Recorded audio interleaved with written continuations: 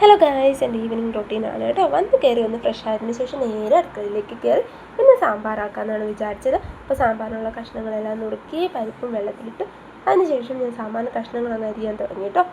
1-2 carrot കഷ്ണങ്ങൾ എൻ്റെ വായിലേക്ക് പോകുന്നുണ്ട്. അതൊക്കെ അരിഞ്ഞ് സാമ്പാർ അടുപ്പത്തേക്ക് വെക്കുകയാണ്.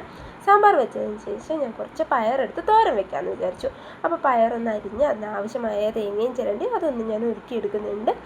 അങ്ങനെ തേങ്ങയും ചേർത്ത് പയർ ഞാൻ അടുപ്പത്ത് വെച്ച് തൊട്ടപ്പുറത്ത് അടുപ്പിൽ കുക്കറിൽ സാമ്പാർ റെഡി ആയിട്ടുണ്ട്.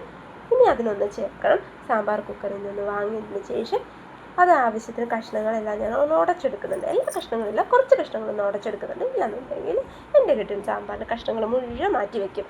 അപ്പോൾ അതുകൊണ്ട് ഞാൻ കുറച്ച് കഷ്ണങ്ങളൊന്ന് ഉടച്ച് ചേർക്കുന്നുണ്ട്. അപ്പോൾ സാമ്പാർ നല്ല കൊഴുപ്പും കിട്ടും, നല്ല ടേസ്റ്റും ഉണ്ടാവും. അപ്പോൾ അങ്ങനെ ഉടച്ച് സാമ്പാറിൻ്റെ കഷ്ണങ്ങളെല്ലാം ചേർത്തു. പിന്നെ ഞാൻ പാത്രങ്ങൾ കുറേ ഉണ്ടായി, അതെല്ലാം ഒന്ന് കഴുകി എടുത്ത് വെച്ചു.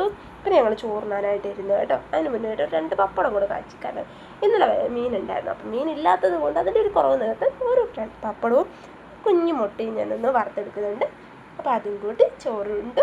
ഫുൾ വീഡിയോ ഞാൻ എൻ്റെ ചാനലിൽ അപ്ലോഡ് ചെയ്തിട്ടുണ്ട് കേട്ടോ. എല്ലാവരും ഒന്ന് കാണണേ. അപ്പോൾ എൻ്റെ ചാനൽ ഇഷ്ടമായ ലൈക്ക്, ഷെയർ ആൻഡ് സബ്സ്ക്രൈബ്. അപ്പോൾ അടുത്തൊരു വീഡിയോ ആയിട്ട് കാണാം. Bye bye, good night.